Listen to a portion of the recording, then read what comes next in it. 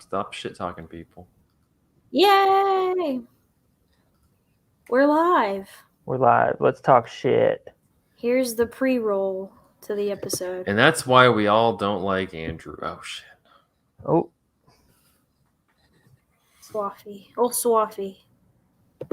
Um, He's on a Muppet movie kick. I saw. So that's a good kick. yeah, I love the Muppets. I'm like stoked that he is doing that. So I'm always on a kick for that. I'm glad to see that he likes him because I could see it also being like, him being like, I can't see that for anyone. I don't understand how you could not like Muppets. Yeah, it's like very self-aware and like smart kind of humor, I think. So it made sense. That equals Muppets. He liked it. Yeah. Yeah. I think it made sense that he liked it, but I don't know. Oh yeah. I think the Caper is always my favorite. I love the Muppet Caper. Big fan of that one. He watched that and liked it. I haven't seen it yet. They like re-released it, so some theaters are showing it. Yeah, probably because Charles Grodin died. He's in it.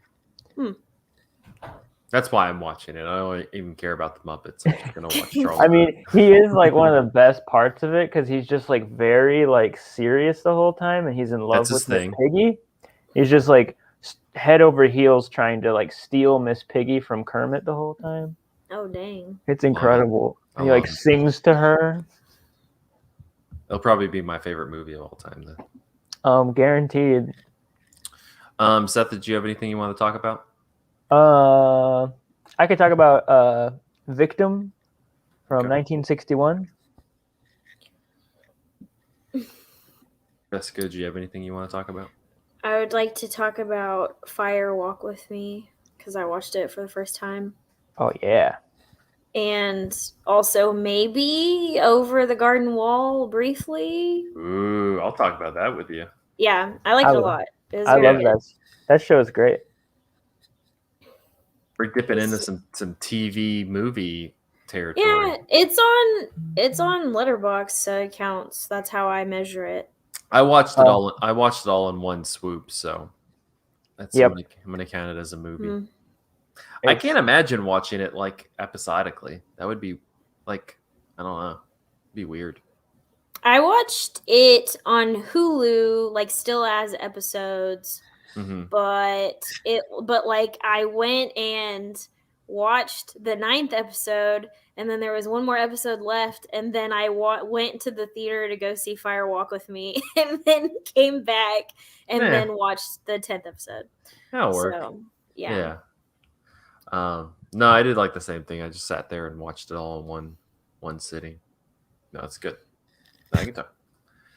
All right. Well, if we have if we need to eat some time, I can talk about Together because then I can make. I think you should leave. No, I knew you're gonna say that. I'll be like, is Santa even coming? I finally started watching that show. If you were on Cinematary, you have to now because Zach won't shut the fuck up about it. So. It's like the best. It's the best. Everybody was correct. Everybody said it was the best, so I had to be like, I'm not watching that. But man, currently I'm just annoying people by quoting the Ghost Tour sketch. So horsecock. I'll just go like jizz, like cum shot. Like, shut up. I'm just always singing the country song about bones. Like, I do bones are the money, are the worms. I just the part from that I quote is I'm like, Billy as in him or Billy as in me, and he goes, "Is your name Billy too?" He goes, "No, that's why I'm so fucking confused." So good. I'm glad this is in the pre-roll and not in the actual episode. literally never mention that show because I'll just start going like a fucking thing. Quit. No. All right. I love how Seth and I have the same setup where it's like a pillow on the back against the wall. Yep. This is classic. All right. We should get O'Malley on here too, and he has like the whole bed thing, and then he just has like a child screaming in the background, like you just kind of hear in the distance like a. He's just like, and then I was watching this animated movie from 1984. And you're like, oh, okay. That's what it's like when you're a papa. Yeah, he's a papa. You got a baby in there. I think I offended him a couple weeks ago because I was like, Michael, you got to go to Toronto, but you got to stop having kids first. Oh my gosh. That's messed up. Yeah, well. Why'd you say that? It's kind of true. I mean, I stand by it. Well, all right, let's rock and roll. We'll go Seth and then Jessica for the order. Sweet. Here we go. In 3, 2, 1. And oh shit! God damn it! Start it over. This is good. Good open.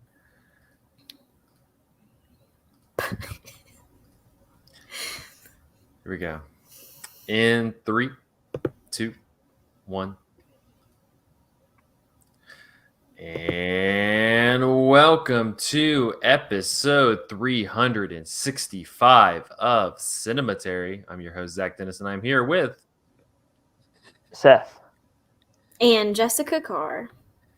In today's episode, we'll be talking about movies that we saw this week in part 1. And in part 2, we'll be continuing our Young Critics Watch Old Movies series with 1954's Godzilla, the OG. We're going to talk a little bit. This is the Japanese, specific, like the fully Japanese one. We'll talk a little bit about how there is an American version. I'm sure most people are familiar with Godzilla, King of the Monsters, which came out in the 50s in America because we're stupid and couldn't just watch the Japanese version. So we're watching the OG version. I didn't know that existed, actually. Yeah, it's kind of funny. Perry Mason is in it. Huh. Crazy. It's like a totally different movie. The things you learn. All right. Sorry, I was messing with my audio. We got some stuff on the website if you have not checked it out recently. I mentioned some new reviews, but we also have a new review of F9, the new Fast and Furious movie from Logan Kinney on Cinematary.com that just came out on Monday. So check that out if you would like to, read a little bit about the Fast and Furious movies, which just got a release date for the 10th movie. So, Wow. It's not going to ever end. It's never going to end. It's never going to end. It's great. Well, let's go ahead and jump into movies that we saw this week. And I'm going to kick us off with a... did it come out? It came out late last year, correct, Jessica? Yeah, I think so.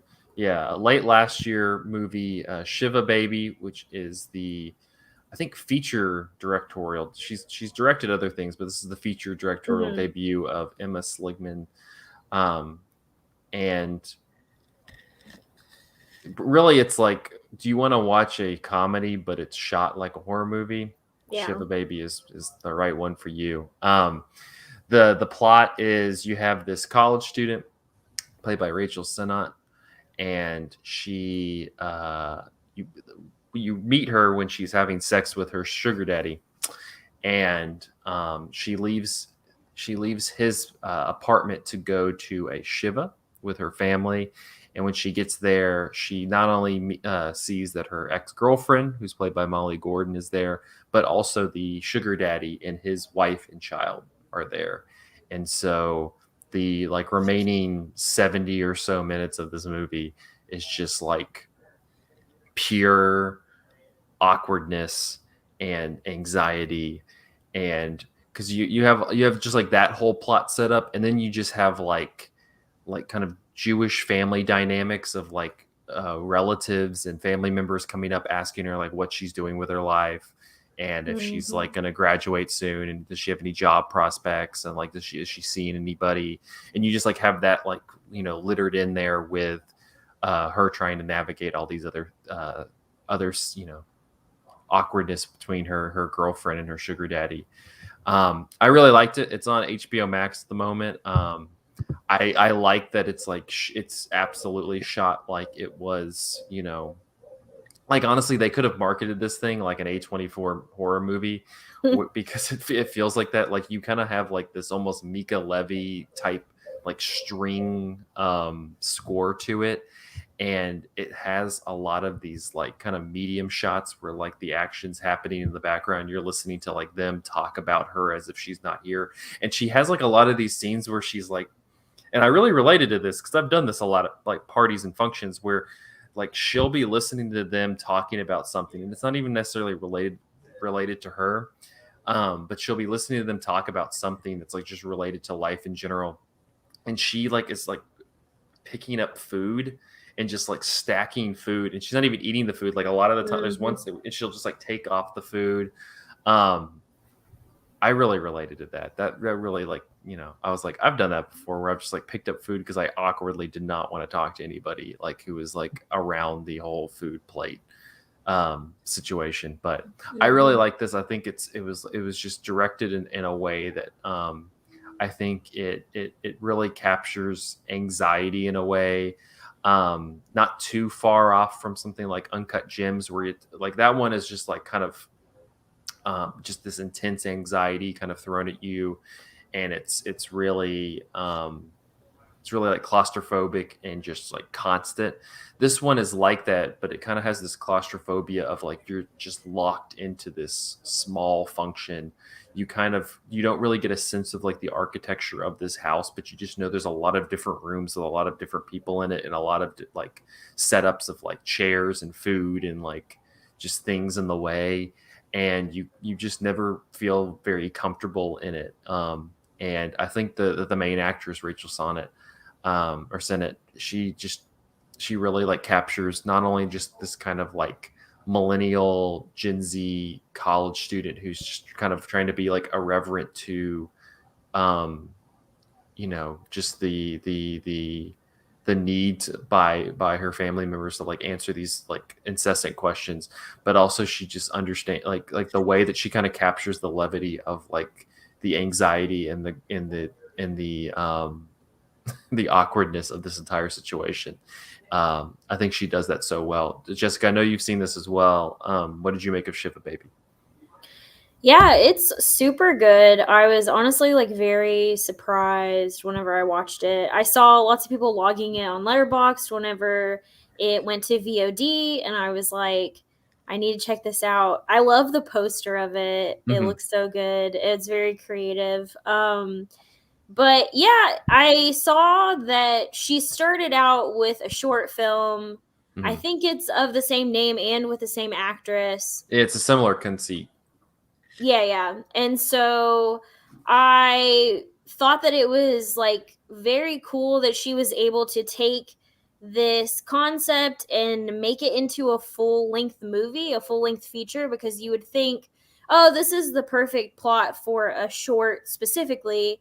But to be able to extend that like feeling of anxiety and to build and build and build the tension over the course of like an 80-minute like feature is insane to me. Like I can't even think of like how she was able to just keep you in there and to keep throwing in things that were like, okay, so her ex-girlfriend's here and they are having a flirty moment with each other in the corner, and her mom sees, and her mom like is kind of grappling with the fact that her daughter like could be gay, and she's like pulling her away from them being together. But then at the same time, from across the room, her sugar daddy is also seeing her talk to her ex-girlfriend, and it's just like this labyrinth of using space and people to just create anxiety in a way that's also very funny, because you're the audience member is like,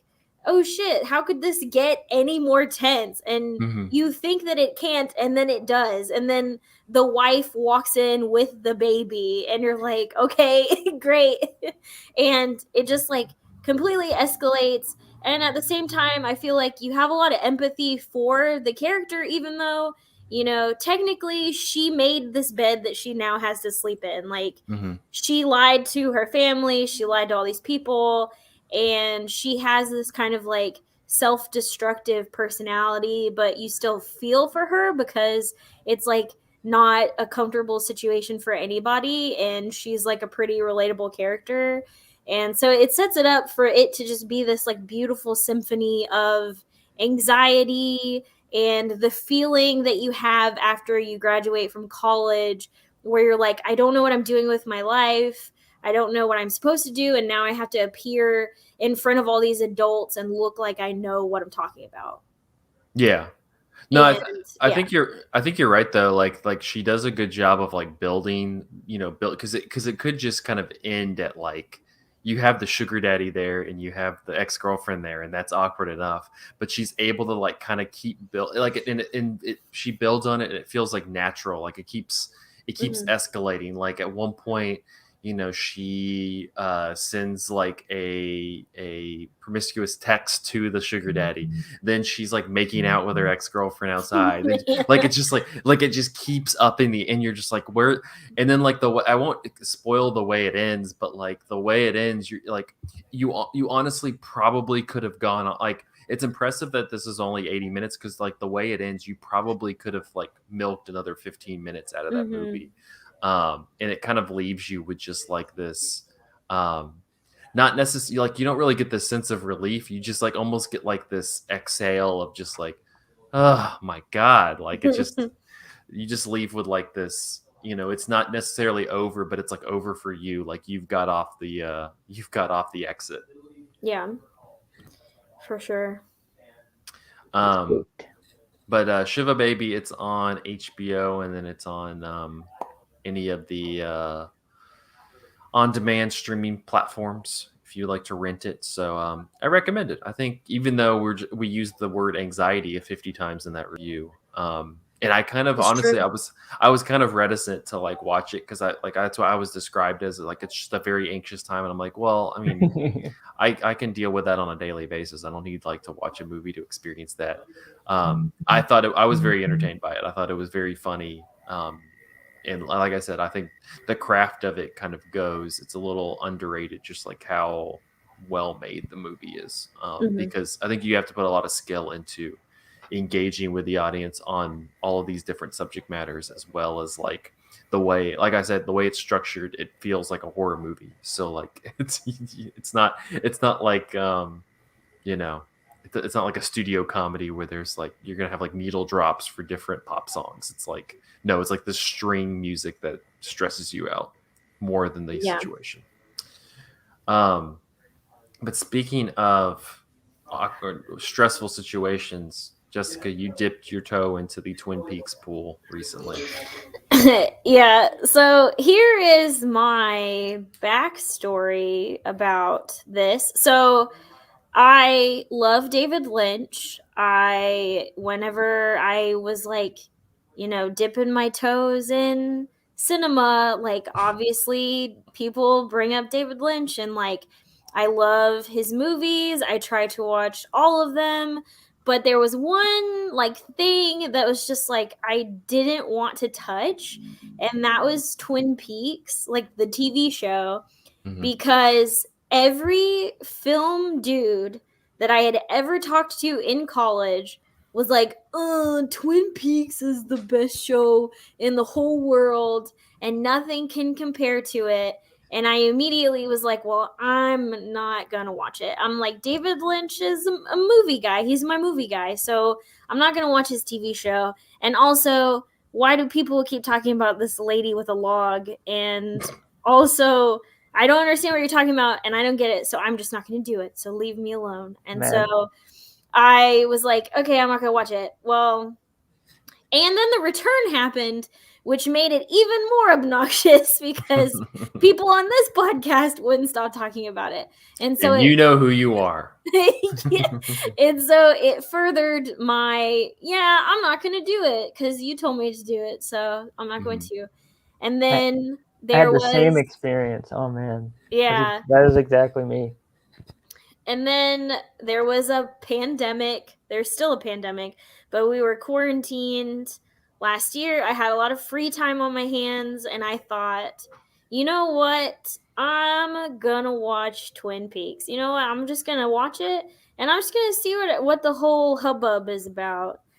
And I watched through the first season, and then I started having really bad nightmares because it is terrifying. Like, it is so scary.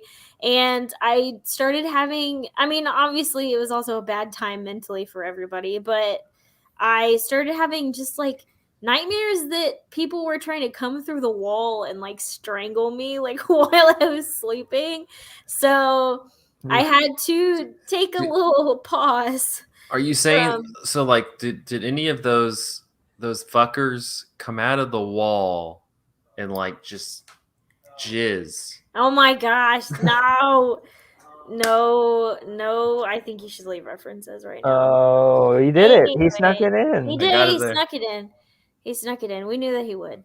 Mm-hmm. But yeah, so I finally got to the second season, and I got to the point in the show where the killer is revealed.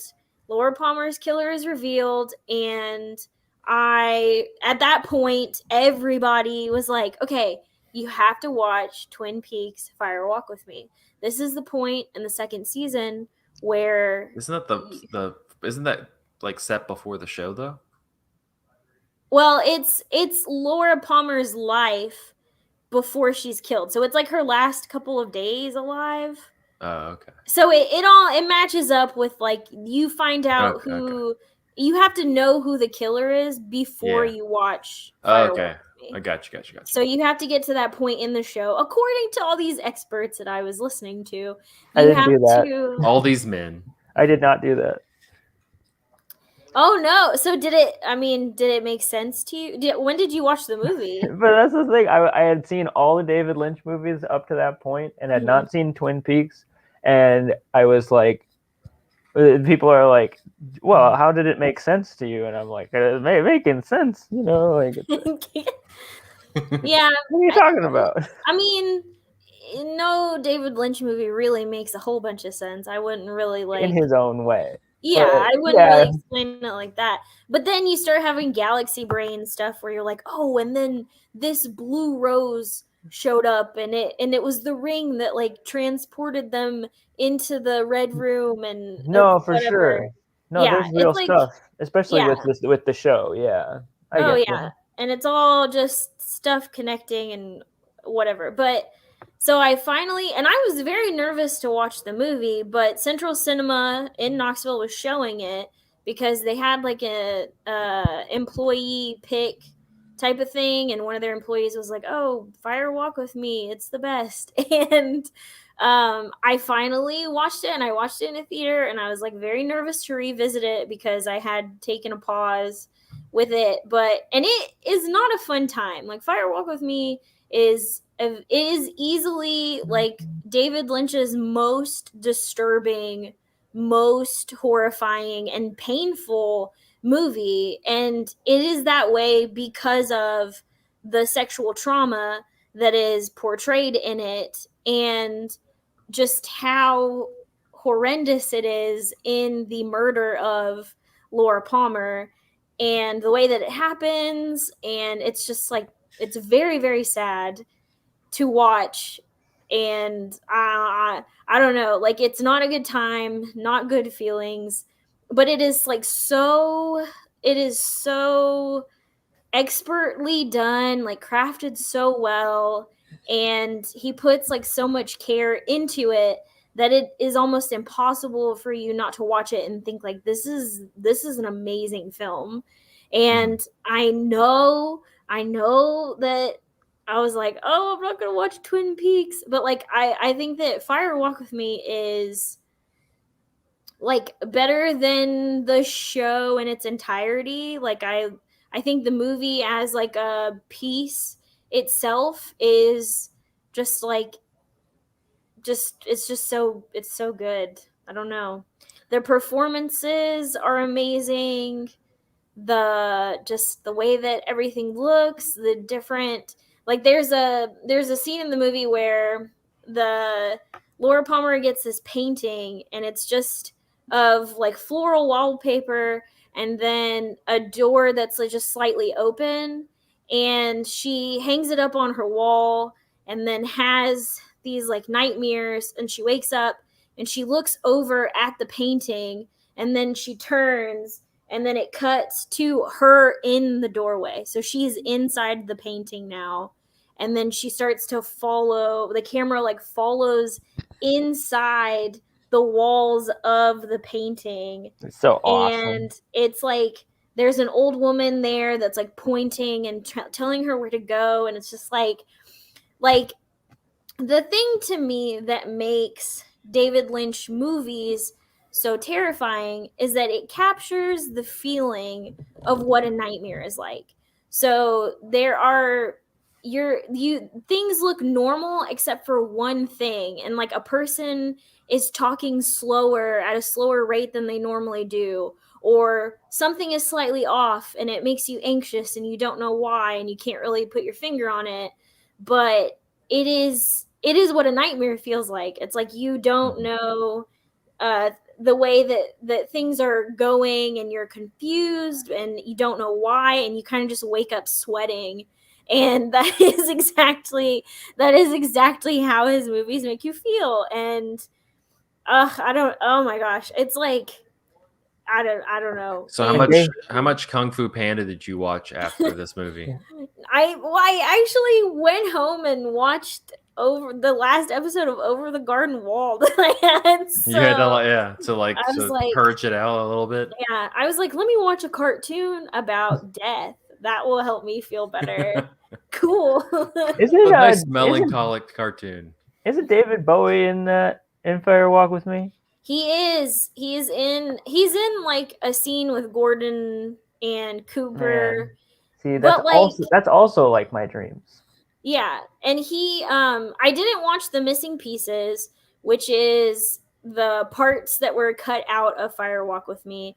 I don't plan on watching it. I liked thinking of the movie as a whole, just as it is already. But like, if you want to watch, I think somebody edited the missing pieces into Fire Walk with Me, and it's like 4 hours long, and I'm not trying to do that. So if you're interested in doing that, cool. I know that there are people who are like super fans of it, and they're, oh man, but I don't know. I appreciate it as a piece of art. And I think the thing to me that is so fascinating about David Lynch is that he can see the undertones of just things that are corrupted or disturbed in just like suburbia, where it's like there's something nasty under the surface, and it is like people who are abused or facing trauma and how they have to like cope with that. And I think that he just like cares so much about telling those stories. Like he puts so much care into it that it's just, I mean, he's doing the dang thing. I don't know. Are you guys ready for this transition? Yeah. Well, Fire Walk with Me, it's available, I believe. I think it's on Criterion now, so you can watch it through there. But you know, that movie is about Laura Palmer, who's a victim. Speaking of victim, Seth, you just watched the movie Victim from 1961. Basil Dearden. It's a British. Right. That was good. That was a really good British. I thought so. Man, we were rehearsing that before we went live. No, we weren't. We were. Yeah, we'll just say we were. Victim. It's set in London. It's got this like almost TV drama. It feels like it's gonna be just like I don't know, like some kind of like police procedural or something. But it's actually one of the first, like, for my money, like gay thrillers. It's like about these this circle of gay Londoners that are being blackmailed by a mysterious guy on a motorcycle and his mom. And I'm pretty sure the guy on the motorcycle is gay too, and he just hates himself or something. But that's just me reading into the movie and getting ahead of myself. But it's interesting. It's a lot of the time it's definitely an ensemble, and it goes from like the perspective of like the the gay men in London that are being blackmailed and the police that are investigating this and working with some of the men who are like trying to be like cagey about the whole thing and secretive about the whole thing, because one of their number, like because of the blackmail, wound up committing suicide, and this really sets the whole thing into motion, and the investigation and everything. And it's just really interesting because of both what it like is ahead of its time for and gets right, and also interesting for what it like gets wrong, because it expresses a lot of sort of the schizoid like ideas. Like I don't think, from what I've looked at, Basil Dearden is not gay himself, but clearly has like sympathies and is not coming at this from some sort of like staunch Republican like perspective or something. But there's definitely, there's definitely some like emphasis on the police that are trying to like get to the bottom of this, and the police can't have judgment on this, and they like one way or the other conveniently often, and are sort of like, sometimes our sympathies lie with them too much, being like sort of this like, isn't it strange what men do together or something. But then at the same time, I think it's like sounds like the tagline of the movie. Right. Isn't it strange? Because it does have like a tabloid kind of feel. Like, have you ever heard of this? Gay men? Have you ever heard of this? That would be an amazing tagline. And it has that sort of like sensationalist kind of thing about it. But at the same time, for 1961, it's like the earliest movie I can think of where there's like, they say that there's like characters talking about how it is like natural to be gay, and talking about love, not just like, the sensationalism of like, the political like two men together. It's they're talking about how it's love, and it's takes many forms and things like that. So it was an interesting film, definitely. I need to find more gay thrillers, I gotta say. More gay thrillers where the tagline is, definitely. Can you believe it? Gay men! Who knew? Where did you watch it? Was it streaming? It's on Criterion, along with Sapphire, which is another one of this like streak of, that one like tackles race, sort of like with the same like muddled returns, but it is again interesting from the time period perspective and things. But yeah, it's on Criterion. Nice. All right, Jessica, you're going to take us home with your antidote to Twin Peaks. As I mentioned previously, I saw Over the Garden Wall, which I had heard described as a creepy cartoon. That was pretty much what everyone was telling me about it. And I was like, well, just how creepy is this here cartoon? And it was released in a series of 10 episodes on Cartoon Network, I'm pretty sure, in 2014. But it's that old? Yeah. It is. And people have been telling me to watch it for a really long time. I just happened to find it on Hulu, and it was there in its entirety. So I was like, I'm going to watch this. And it stars two brothers, and their story begins just in the middle of them being lost, and we don't know where they came from or why.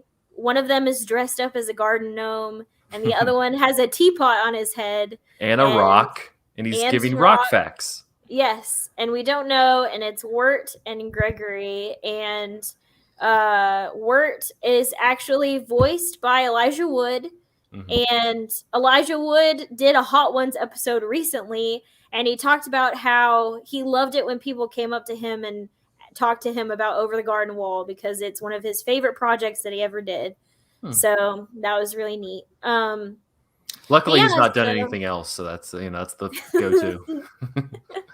Well, I think that's what he was talking about. Like Yeah. the guy was like, "Oh, Bayu, what do you like people mentioning? Like, what projects are you most proud of besides, Lord of the Rings or whatever?" And he was like, "Oh yeah." But yeah, so they are just in this place called the Unknown, wandering around, and they're trying to get home, and that is the entire thing.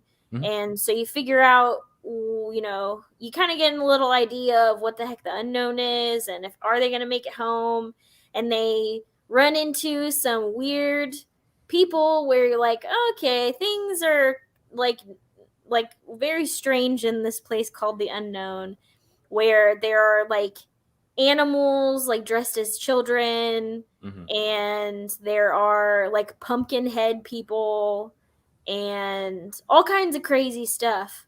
But it's like super fun. It has kind of the same energy as like Adventure Time to me. There's lots of like silly characters, but there's also things that are like kind of creepy, and you think, is this too creepy for a kids show?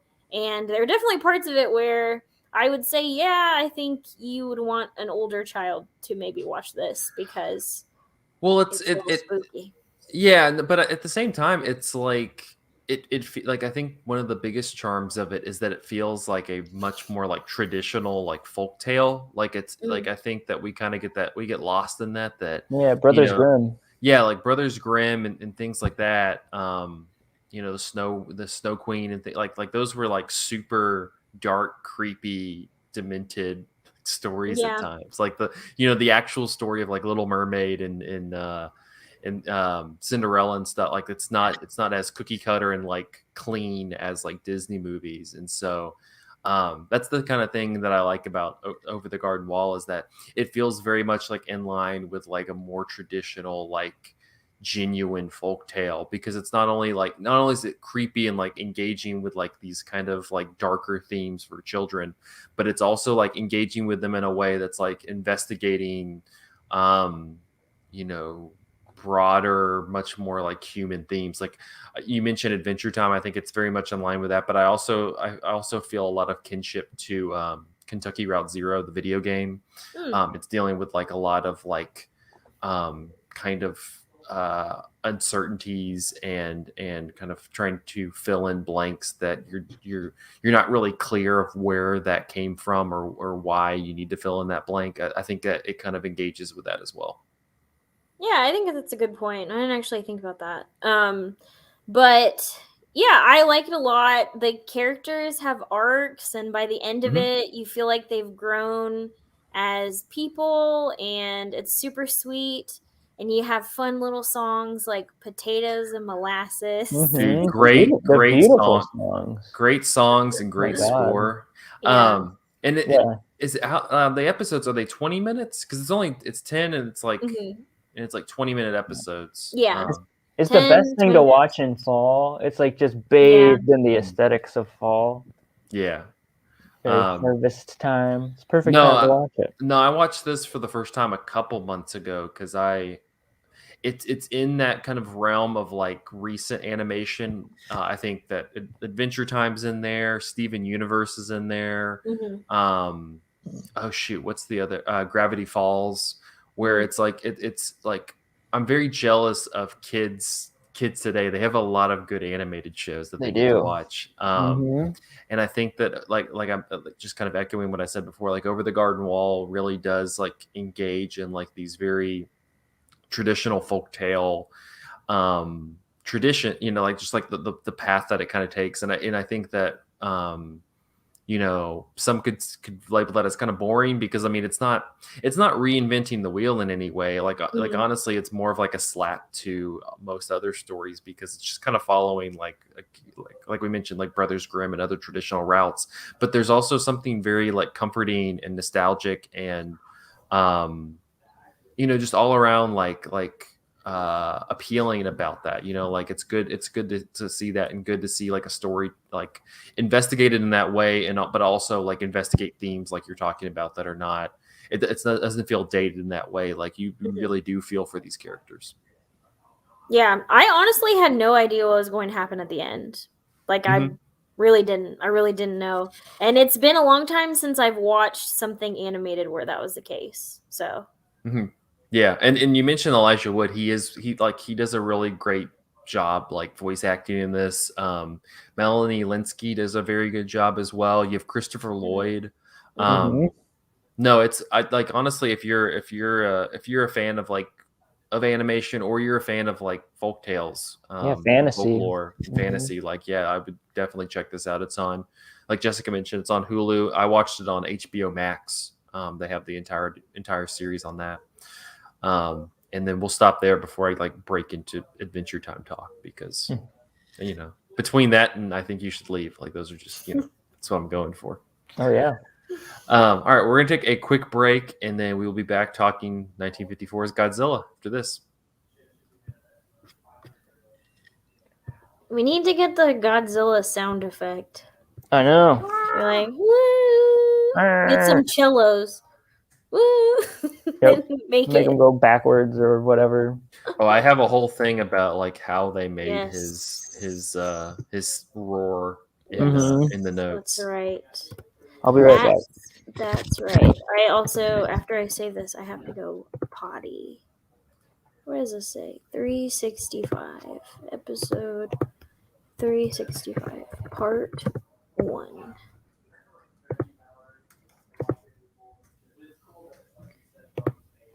Alright, now I gotta go use the bathroom. I'm just gonna vamp here for a while for our listeners. I'm not gonna vamp here, people. I drank a Cosmic Debris, which is probably one of my favorite beers that I've had recently, by Creature Comforts. They originate in Athens, Georgia. It's a double IPA. Recommend. It was really good. That's who's sponsoring today's Cinematary episode. It's Creature Comforts. Creature Comforts, please sponsor this podcast, so then like you'll send me free beer and I can have it, and it's really good. Creature Comforts. I'm just gonna put the banner. Sponsored by Creature Comforts. Please. So then, because then it's like willing it into the universe. Sponsored by Creature Comforts. But no, for real, it's pretty good. Seth, did you change shirts? Costume change. Yeah, I was gonna say, did you just change shirts? I had to get my Zilla shirt on. Oh, there you go. Very important. That is very. I'm glad you also did it for the second half. Like the first half, like fuck that. Yeah, I meant to do that. I didn't just forget. I was like, I got a Godzilla shirt sitting in the other room.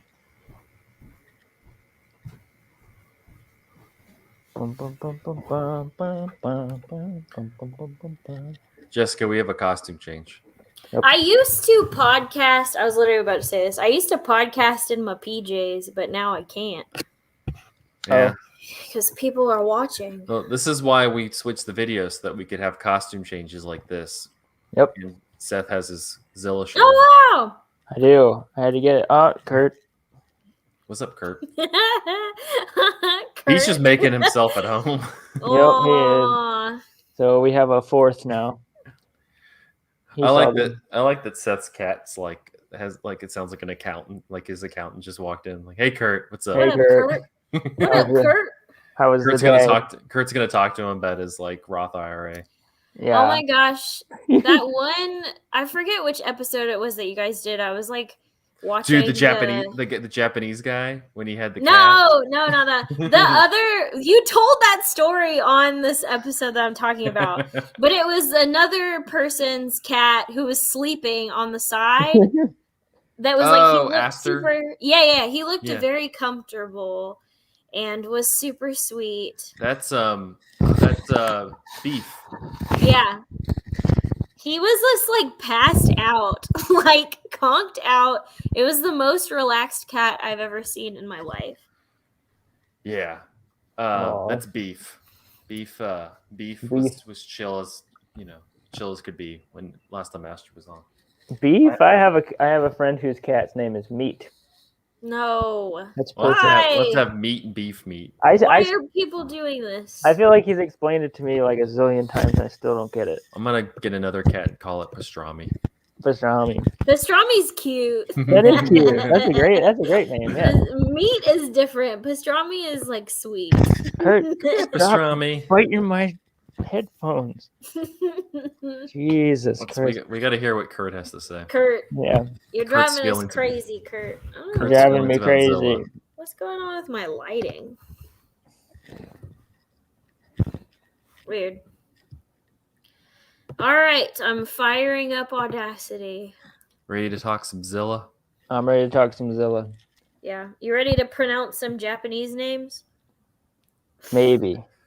It's Japanese names are like, honestly, the hardest one is French names. Japanese names is more phonetic. I can pronounce it a little easier. I'm gonna fuck them up. I'm not gonna like pretend like I'm gonna, but I'm gonna have a better shot at them.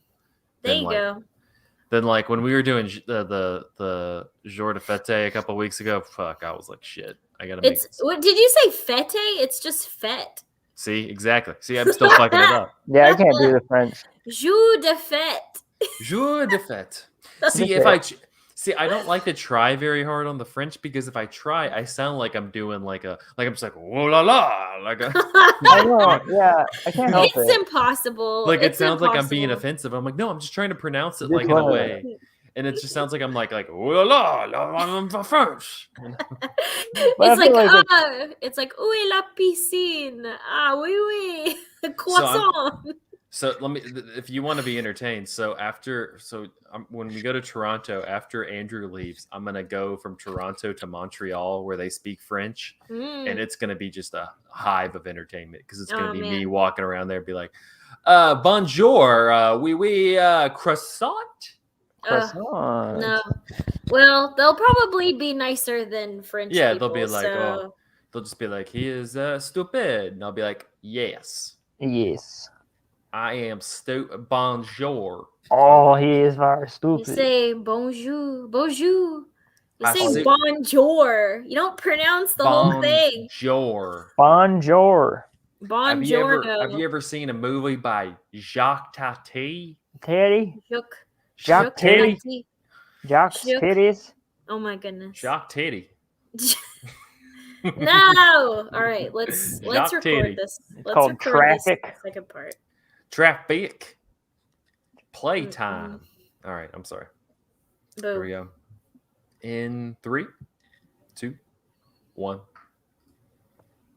And we're back with part 2 of episode 365 of Cinematary. In this part, we will be continuing our Young Critics Watch Old Movies series with 1954's Godzilla, directed by Ishiro Honda from a script by Honda and Takeo Murata.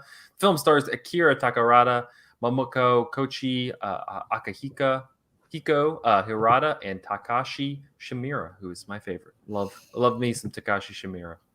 A fire-breathing behemoth terrorizes Japan after an atomic bomb awakens it from its centuries-old sleep.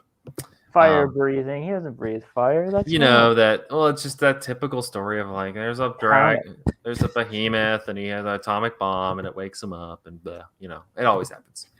In 1954, Toho originally planned to produce Iko no Kaji ni, which translates to In the Shadow of Glory, which is a Japanese-Indonesian co-production about the aftermath of the Japanese occupation of Indonesia. However, anti-Japanese sentiment in Indonesia forced political pressure on the government to deny visas for the filmmakers. Producers Tomoyuki Tanaka flew to Jakarta to renegotiate with the Indonesian government, but was unsuccessful. And on the flight back to Japan, conceived the idea for a giant monster films inspired by the 1953 film The Beast from 20,000 Fathoms, 20,000 Fathoms, and the Daigo Fukuru Maru incident that happened in March 1954. The film's opening sequence is a direct reference to the incident, which happened in the 50s, where a Japanese tuna fishing boat with a crew of 23 men was contaminated by nuclear fallout from the United States weapon testing. So that just tells you that things have not changed with the U.S. government. Tanaka felt the film had potential due to nuclear fears, generating news and monster films becoming popular due to the financial success of The Beast from 20,000 Fathoms and the 1952 re-release of King Kong, the latter of which earned more money than previous releases. During his flight, Tanaka wrote an outline with the working title The Giant Monster from 20,000 Leagues Under the Sea, and executive producer Uo Mori approved the project in April 1954 after special effects director Eiji Tsuburaya agreed to do the film's effects. Tsuburaya originally opted for a giant octopus before the filmmakers decided on a dinosaur-inspired creature. Godzilla pioneered a form of special effects called suitmation, in which a stunt performer wearing a suit interacts with miniature sets. Principal photography lasted 51 days, and the special effects photography lasted 71 days. Godzilla was designed by Teizu Toshimitsu and Akira Watanabe under Tsuburaya's supervision. Early on, Tanaka contemplated having the monster be gorilla-like or whale-like in design due to the name Gojira, which is a combination of the Japanese words for gorilla and whale. I love that. But eventually... whale. It's a gorilla whale, but eventually settled on a dinosaur-like design. They decided to base his design on dinosaurs, and by using dinosaur books and magazines as a reference, combine elements of a Tyrannosaurus, iguanodon, and the dorsal fins of a Stegosaurus. The Godzilla suit was constructed by Kanji Yagi, Koi Yagi, and Izo Kaimai, who used thin bamboo sticks and wire to build a frame for the interior of the suit and added metal mesh cushioning over it to bolster its structure, and finally applied coats of latex. Coats of molten rubber were additionally applied, followed by carved indentions and strips of latex glued onto the surface of the suit to create his scaly hide. The first version of the suit weighed 220 pounds, and for close-ups, they created a smaller scale mechanical hand-operated puppet that sprayed steams of mist from its mouth to act as his atomic breath.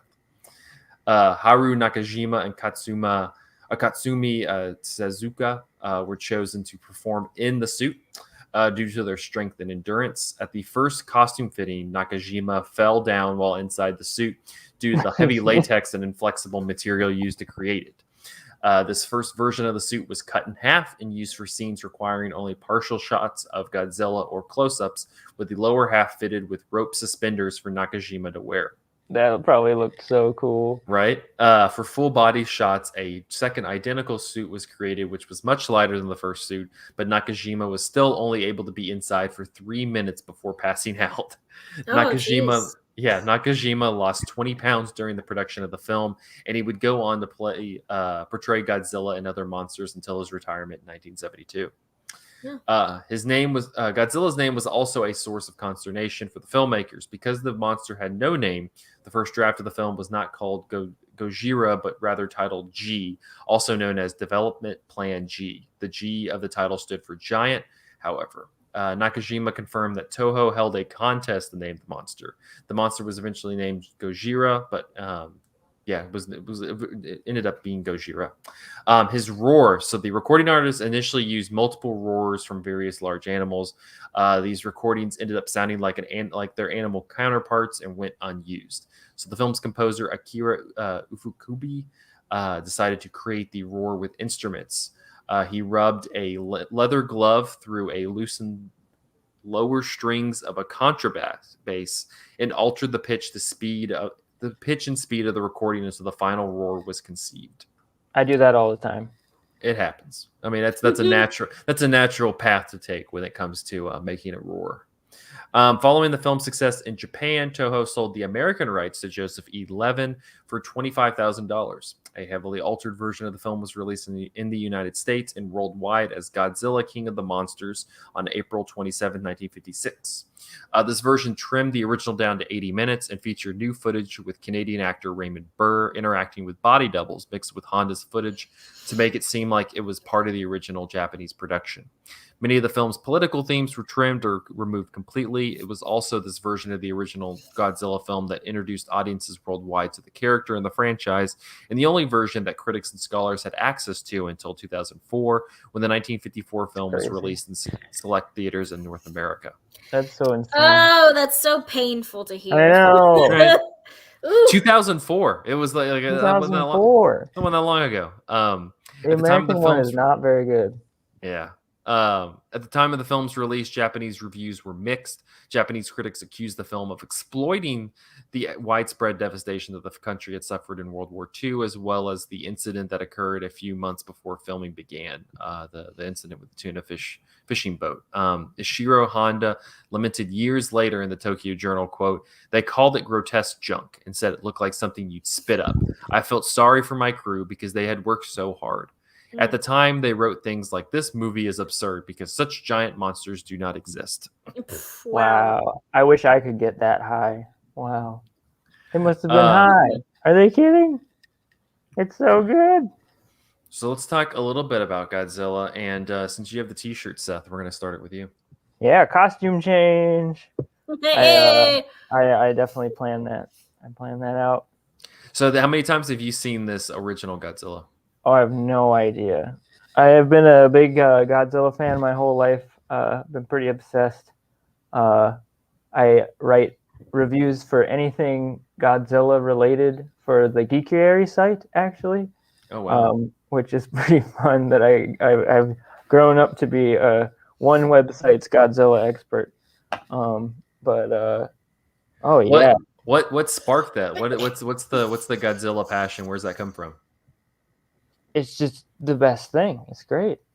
And I watched it as a kid. It was very formative. I was a big dinosaur kid, so Godzilla's a super dinosaur, so makes other dinosaurs look stupid by comparison. But yeah, I grew up watching the one with Perry Mason or whatever, like shoved into it, that wasn't very great. And I, of course, at like a young age, you're like you see a black and white movie and you think something's wrong, like it's broken. But now I watch it and it just looks so amazing. Like Godzilla, I love all the Godzilla movies, but like at the end of the day, I think Godzilla should be black and white. He just looks so good. Just like kind of with like the drips from the seed glistening on him and stuff, and you can barely see him. He's like a big silhouette against the fire. He just looks so great. Yeah. And we'll definitely kind of circle back to talking about like the franchise at large, because I do want to kind of talk about like how this one compares to like, you know, even like the most recent iterations of Godzilla. But Jessica, had you ever seen this this original Godzilla movie before? So this is my first time actually watching it, which is pretty embarrassing because I've seen the other Godzilla movies and like also grew up with an older brother who was pretty obsessed with Godzilla, and specifically the movie with, was it Matthew Broderick? Oh yeah. Like that soundtrack was like a CD that was just in our car that we like listened to all the time. And it like there's songs that just had Godzilla's like roar in it, and I remember like listening to it. It's like a Puff Daddy song where they sample Kashmir by Led Zeppelin. It's like really confusing. It's a interesting CD. You should seek it out if you want to. But yeah, so this is my first time watching this one, which is also another reason why it's embarrassing, is because I had a pop-up at Central Cinema for my baking business at a showing of this movie, and I was just like so tired after the pop-up that I didn't stay for the movie, and now I'm sad that I didn't, because I got to watch it, and to see it on a big screen would have been very cool. You're like, man, if I had one of those baked goods and I saw this movie, it would have been a great time. Oh well. Yeah, so yeah, and I made Godzilla themed treats like for the movie, which was very cool. But yeah, like, it was my first time watching it, and it was a lot. And we can talk about this as we talk about like Godzilla as a character, like changing over the years. But like, it was really sad. It was way sadder than I thought that it was going to be. And it's obviously, yeah, it's a bummer of a movie, but for a good reason. I mean, you're talking about nuclear bomb just like destroying people's lives and them dealing with the fallout of something that no like humans have ever had to deal with. And so it makes sense like why it was impactful for them, but like the idea of Godzilla being created to make this fear relatable to everyone, like because everyone can relate to being scared of this giant thing that is coming to destroy everything you know and love. And so like that, taking that metaphor of the nuclear bomb and turning it into this creature that is coming to destroy, you know, your homes and your families, and like translating that into something that everyone can understand no matter what culture you're from, and the performances by the people in the film and how they're screaming and like how devastated they are. And whenever they show like the young Japanese child that is just like crying and screaming because she saw, you know, her parent like die in front of her, like yes, all of that is so real. And for, you know, a movie that is older, like for it to convey all of those things and all of that emotion, it's crazy. I wish that every person who liked Godzilla would watch this movie, because you can see the purpose of the character, like the purpose of his origins. Yeah. Well, and also I think that it's a testament to like the story that like you're talking about, because you know there is this degree of like kind of like silliness just in terms of like how it's constructed, because it's very clear that like, you know, that you're dealing with kind of like a puppet at times, that you're dealing with like somebody in a suit at times, like compared to a modern Godzilla or just a modern blockbuster. You know, I think a lot of modern audiences would watch it and be like, well, this looks incredibly fake. But to your point, like I think it's still impactful that you watch this, because it is like just the story itself is very effective. Like even though, you know, I think that there's something, I'm not saying that like as like a detriment to the movie, that, you know, you can kind of see the wires for all intents and purposes, because I kind of like that. I think there's something about like the almost like the problem solving abilities of like the director and like the crew to like create that in a way. Like it's like incredibly impressive that they're able to just accomplish that in a movie that's made in 1954, where they're first trying time to, it's ever been done. and they're like trying to like kind of create this like massive scale. And you know, around, I think I've seen, this is my second time watching it, and I think both times I've thought a lot about like just the more of like the effect of something like Jaws, like what Spielberg was doing with Jaws with the shark, where the entire time you know that the shark is fake. I mean, that's not the point of like believing that the shark is real. It's all about like, you know, everything, like he's going, I have to make all of the stuff around you feel very real and feel very visceral, so that, you know, you'll look past the fake shark. I mean, I feel like Godzilla is really the OG when it comes to that, because you can tell that that part of it is fake, but there's really something about, like Jessica's talking about, the performances and the story and what they're trying to get at, like on a zeitgeist level, that I think is really impactful for a blockbuster movie. Because even though this wouldn't be categorized as a blockbuster movie, it, you know, it kind of feels very like akin to Jaws and Jurassic Park and things like that, where it's trying to appeal to a large audience, but also speak to this really devastating story in Japanese history. Yeah, and to speak to like the special effects in this, I still say that there is something that you just can't get with like with the way CGI works, especially with these more recent Godzilla films that are just like what you just said, which is that, okay, maybe the monster looks fake. We like obviously know monsters aren't real, so our minds are on like instantly going towards like explaining it, whether it's a puppet or CGI or whatever, or dismissing it, just kind of casting it off. Yeah. But what surrounds it, which in this case are like real models that we're not even sure how big everything is. We don't know, like maybe some of the footage is like real stuff blowing up, like it's real fire, like whereas like everything is CGI in like King Kong versus Godzilla, and you're just instantly like nothing is happening like in real time. Like there's something so cathartic about seeing like somebody in a suit or just like pounding like some model into the ground, almost passing out. Clearly that yes, he's just like, oh man, that's so crazy. I know.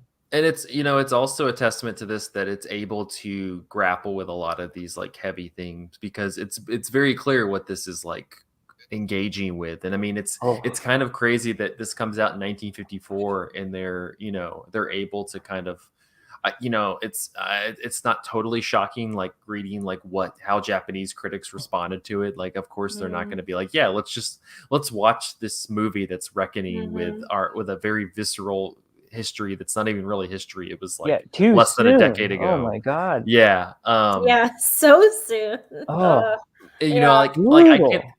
can't imagine, I would say I can't imagine like them doing that today, but I mean like you had like years after 9/11, you had a lot of 9/11 movies like Oliver Stone's World Trade Center and things like that, where that came out like we're trying to like kind of capture the moment, like make understand the moment.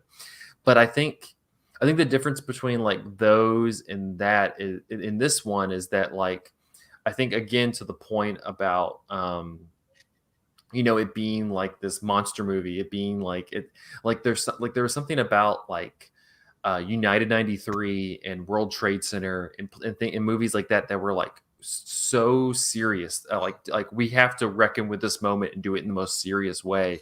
And like the way that they handle World War II and nuclear bombs and, just how like the United States in general, like in this movie, for being a monster movie, I feel like it handles that in such a way that like I think we kind of are able to, like Jessica was talking about earlier, like digest it a little bit better, because it's not like the serious drama that's supposed to be taken, with like it's like some incredibly acclaimed thing. It's like, no, this is like, it's a monster movie at the end of the day, and but it's still able to convey that in a way that's effective. And the metaphor like goes on so many levels of like it doesn't just stop. I realized this time it doesn't just stop at Godzilla, like all the other like atomic monsters is just like a stand-in for the bomb or something like that. There's even this element, the old man, the paleontologist old man in this movie. Yeah, Takashi Shimura, who is like clearly has seen the devastation of the bomb and has seen like how horrifying that is, and also gets it. Yeah, like he gets it. Yeah. Oh yeah, but then he sees like even beyond like the metaphor of Godzilla, he sees Godzilla as like something that survived the atomic bomb, and he's almost like there's like an end, like it starts out as like he's trying to like save Godzilla, like in a save the whale kind of thing, but then you see it's even deeper, that like if he could like harness whatever Godzilla is, like there could be surviving the bomb or something, like the way Godzilla survived the bomb. There's like hope there, and it's like kind of driving everybody crazy in that way. And it's really intense to watch. And you also have another layer too of like not just Godzilla being like a metaphor for the bomb, but also this new invention that what's the eye patch guy's name? I forgot, but yeah, we were talking about Seth and I were talking about him earlier. Sawa, something like that. It starts with S. But because they just like are screaming his name on the boat at the end. So, but you also have his invention, which is the oxygen destroyer, and it is also like something that was created to destroy things, but on accident. And it's an invention that could potentially just like murder tons of fish, of people. I mean, and he knows that the other layer of the metaphor is that he knows that he could kill people with it, and he like can't control it, and that's why at the end he kills himself, because he's like, I have this knowledge in my head of this thing that could be so destructive for human beings that I can't live with myself knowing that I have it, and just like ends it all, which is just like another layer on top of it. Well, he has that great line where he's there. It's when the couple confront him in his lab, and it's Serizawa, Yeah. and he pretty much is like, like when I start to use it, like it'll become like not appealing, but like I'll understand like why I created this, and like get kind of almost enveloped in the whole process. And he's like, I don't want to get to that point, because if I do that, then I'm gonna make more, I'm gonna do more. And he's like, I don't need to be doing, like, that's just, so that's kind of like he kills himself not just because he's like, oh, I have this knowledge, but it's also, I have this knowledge, and if I like go forward with it, I'll just become worse and worse and worse, and I'll become like those politicians that have, that appear early in the film, who are like going, we just have to like bomb this thing and just do whatever we need to do to kill it. And he's like, I don't want to become that. Like, I'd rather just kill myself than like kind of become more enveloped in that whole process. And I can only imagine, like, from a Japanese perspective, like that angle being like almost like so novel and like almost offensive, because it's like that through this character, like you're sympathizing with the United States in this scenario. Yeah. It's like this radical like empathy that this character, like, or we are made to have, like, or Japanese audiences are made to have with like the scientists who were a part of the the Manhattan Project, who like many of whom did not know what they were signing up for when they like added their stuff to the game. Yeah. And felt very guilty after what happened. Yeah. Which is really wild, rather than just going like full on like blaming like God, like blaming the United States and everything like that. It's really intense to really witness. It's a very introspective movie. Like, to Jessica's point that it's a very sad movie. Like, it's a very sad movie because it's very introspective and it's very insightful. Like, it's not, I'm thinking of a recent movie that just came out. I talked about it last week, The Suicide Squad, which kind of tries to like add this layer of social commentary about the United States providing weapons and money to this like evil thing that's taking place in that movie. And like, that's kind of the reveal where, they're going after this alien that's been captured so they can harness the technology. And when they get there, they learn, oh, well, like, it's not just this, random Latin American country that has been fueling this thing. It's the United States have been paying us the entire time. Like, that's who's funding this whole operation, and they're getting rid of it because they're trying to cut out their trail. And like, but that one, it kind of it tosses that in there in a way that like it's never really like investigating or engaging with that. It just kind of tosses that in there as like this kind of toss away social commentary that makes it less, rather than just going, we have an evil scientist and an evil thing over there. Yeah, like they try to kind of add this layer to it. And like, that's what's so impressive about when I was watching Godzilla was like, no, like this movie is engaging with so many different, it's not just engaging with, the whole atom bomb. It's being very introspective. It's like, let's look at this from the perspective, like you said, Seth, of the US scientists. Let's look at this from the perspective of the Japanese people, of the Japanese scientists, of the politician. Like, it's kind of looking at all these different facets in a way that, again, it's like all under this guise of a monster movie. And to me, like, I love that kind of stuff. Like, that's so impressive to me. Yeah. And on the other hand, if you are used to like modern day Godzilla movies, whenever you see Godzilla on the screen, you're like, woo, and you start like cheering instead of you being like afraid and scared of him. You're like, yeah, let's go. Godzilla's here. Which brings me to something that my boyfriend mentioned while we were watching this, which I thought was very funny, is that like you have this movie and it's like, okay, this is Godzilla, he's scary, we have to destroy him, and he is like killing everything we love. And then the second movie, which is like, you know, like Godzilla's here, but he can help us like beat this other thing that is like showing up. And then by the third movie, it's like Godzilla's an Avenger and he's going to like Godzilla. Yeah, we're like calling Godzilla to help us defeat all these other things that we can't defeat. It's gonna be super fun. And he like turns into this like, Godzilla's my bud and he's the lesser of the other evils, so we're gonna team up with him.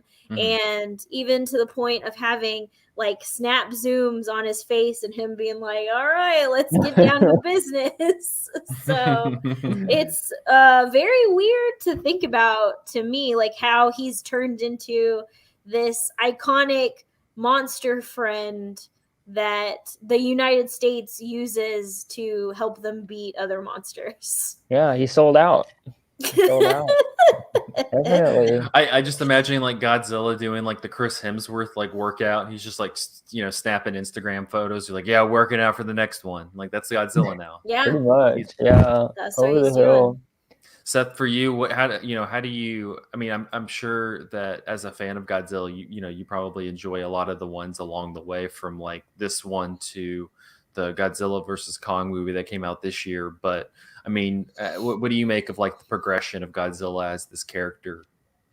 I think it is interesting. There's the really geeky, silly like 60s into the 70s stuff, but I think there is like there's a sweet spot in the 90s that we didn't get a lot of, called the Heisei period, which I would say like people who have sort of only seen the silly Godzilla movies try and find like around like the late 80s, there is like sort of a return to like the Japanese movies getting darker and more introspective. They don't reach this height, although they get close eventually with Shin Godzilla. If you can track it down, like it's the most like, I think it's one of the most unsung movies in a long time. Big fans of Shin Godzilla here on the podcast. It is just really it's a Japanese revamp, like the first real like you could call a remake of the 1954 version, and it gives it a whole new spin as far as like what it's more of like lampooning of bureaucracy and things like that. But I guess don't lose hope if you've only seen like the silly stuff. There is all the silly stuff is a great time. Speaking of like lampooning bureaucracy, like one of my favorite scenes in this one is when they're having like the kind of courtroom scene where they have the scientists on one side who have presented like all of the science of Godzilla and like how we need to handle this, and then you have the politicians who are just like, let's blow stuff up. And I love in that scene because like you initially could just have those two, like you could have the scientist side and the politician side. You could make like your whole like connections to like modern day politics all you want, but like I love in that scene that you have those two sides, but then you have that one woman who's just screaming at him, and like it's great because like the scientists present their stuff, the politicians are like, no, let's just blow stuff up, and then the woman just going, what are you talking about? Are you stupid? Yeah. That's great. And it's just her. She's just yelling at him. I love it. And then to the point where they're like, can we please get her out? Because she's just berating us. So yeah, I enjoyed that scene a lot because you could pull like your current event type connections to it, but I'm like, no, but we don't have that one woman who's just like screaming like, you don't know what the hell you're talking about, you idiot. We need that. We need that lady. Where is she? Yeah, we need her. She's really the real hero of that. It's interesting, going back to kind of like looking at the different Godzillas, like you said, Jessica, like the current iteration of Godzilla now, like in the Gareth Edwards movie, I don't know, Seth, how you feel about the modern Godzilla, but he really is like kind of become almost this like Avengers type figure where, like I think that I think in the Godzilla, the first one of like the recent revamp, they kind of really wanted to play with like the scope and like in kind of that almost like a sandbox type situation of like playing with like Godzilla's in the city. Let's play around with like just the scope of that. But it's also a movie that completely just misses that, what's effective about this movie is all of these, all of this kind of narrative stuff that we're describing.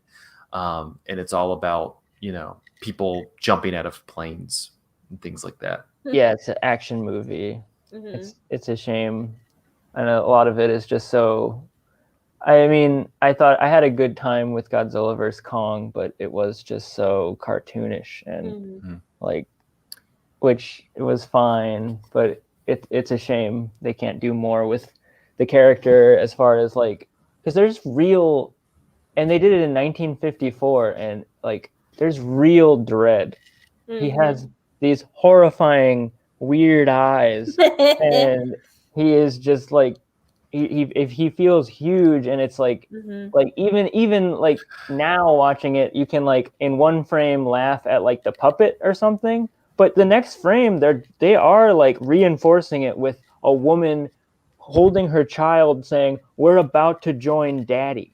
Yeah. That's a direct quote, and it's just like going to that level of just like intensity is, I feel like, what you got to do, like, to really sell this like crazy monster. The scene when you kind of meet him for the first time and he like pokes his head out from behind that hill is kind of, you're just like, oh my god, like what is that? Like he is like it's a little shocking because like it almost feels more modern because it feels like he's actually there, but he just kind of pokes his head out and you're just like, oh, but yeah, like the scene where he's just kind of stomping through the town and you don't really get a full shot of him. You're just kind of getting like shots of like the houses kind of falling down and like his feet, like that's the Jaws thing, like you said. It's very much like it feels like a prototype to like Jaws, where like the first kill in Jaws where when he kills the kid, like, and all you see is the blood and the water.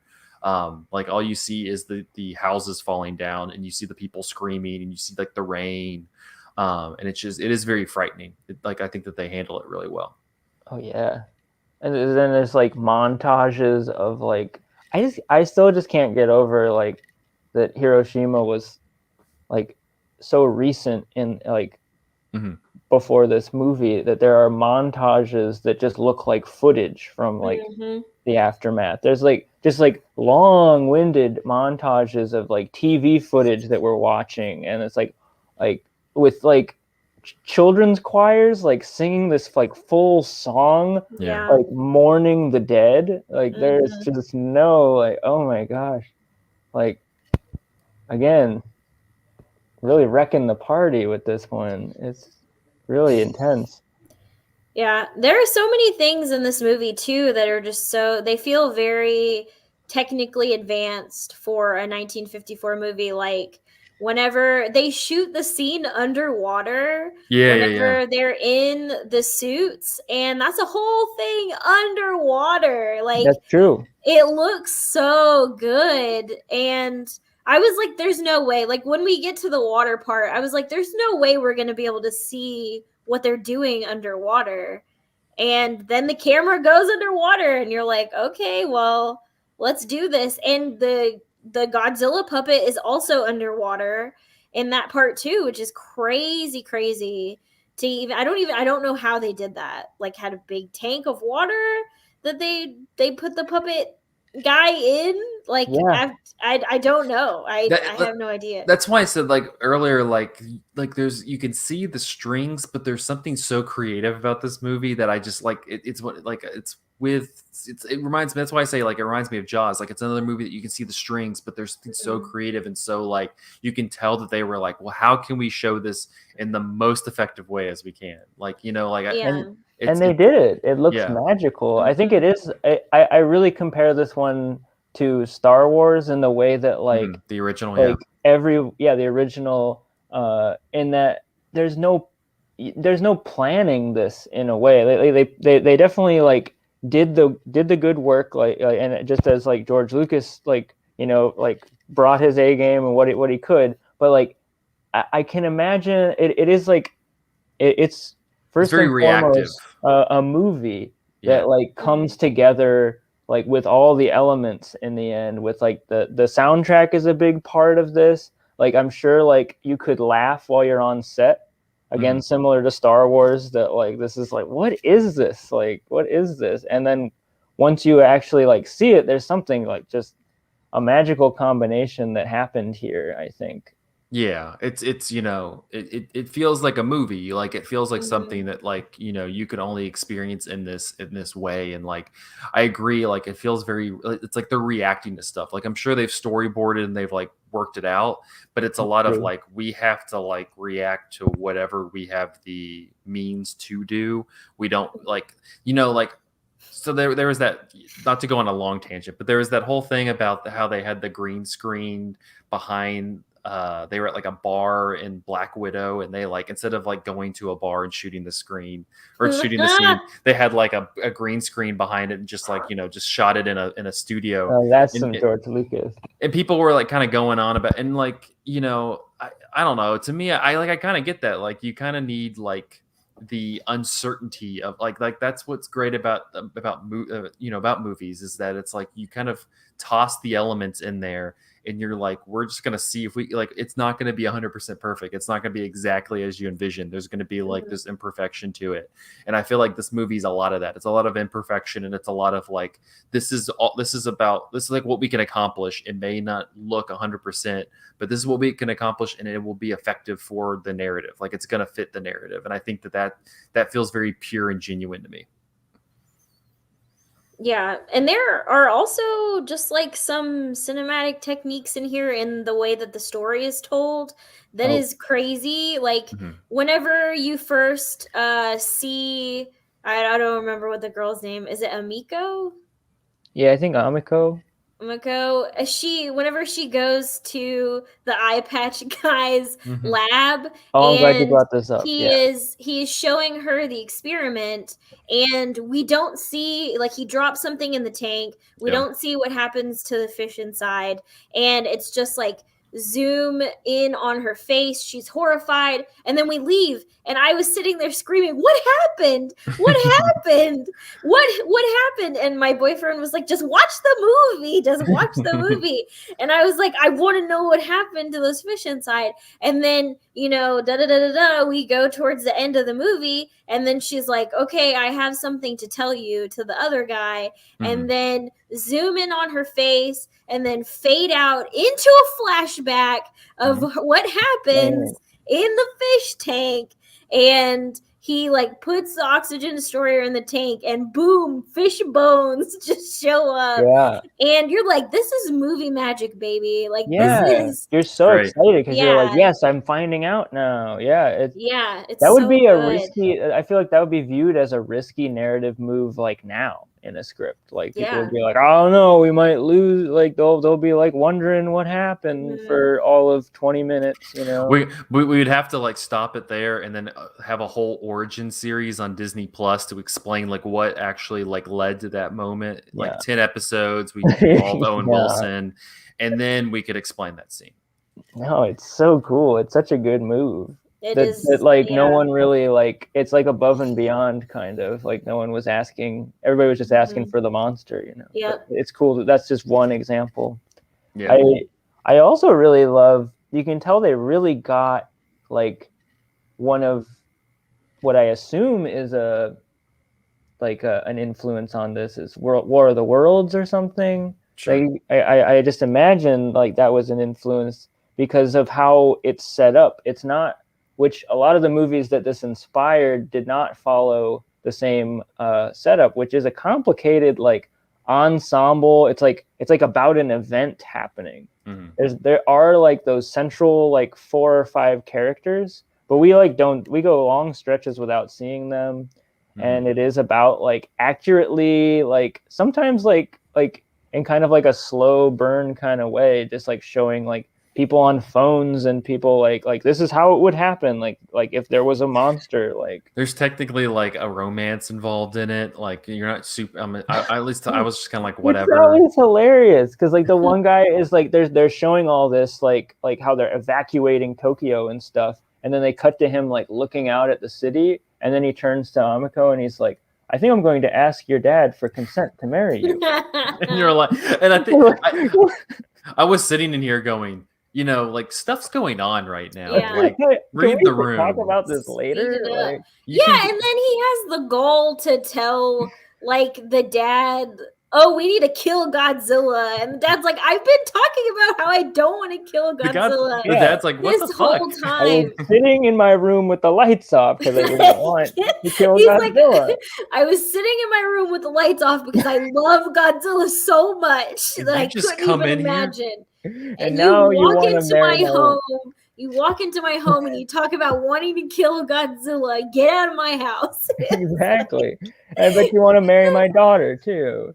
So good. And the guy's just like, I feel like somewhere our wires got crossed. He's like, wasn't tactful. And it's like, you think?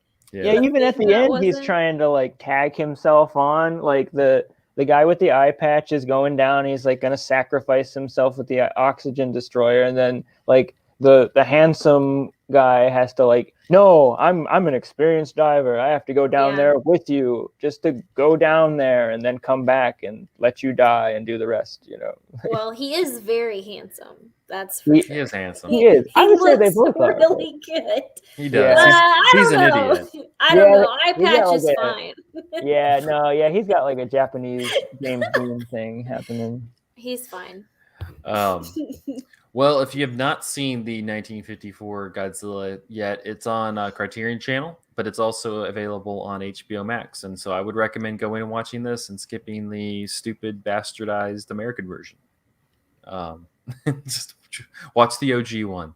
It's metal. That's right. The OG. I think everybody here would recommend it.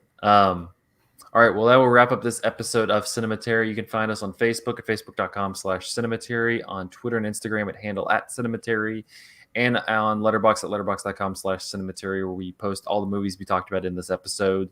Head over to patreon.com/Cinematary. Thank you so much to our patrons, Cam, Chad Newsom, Christina Daughtry, Corey Willingham, Harry Eskin, Candace Sisson, Ron Hayes, Tyler Chandler, and Whitney Rio Ross. Thank you so much for your patronage. Next week, we'll be continuing our Young Critics Watch Old Movies series with 1967's Point Blank.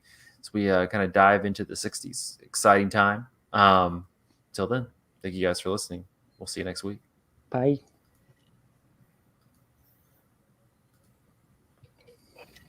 Good stuff, guys.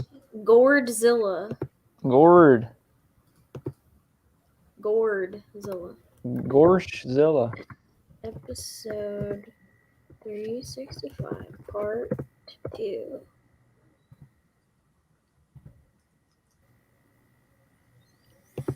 All right.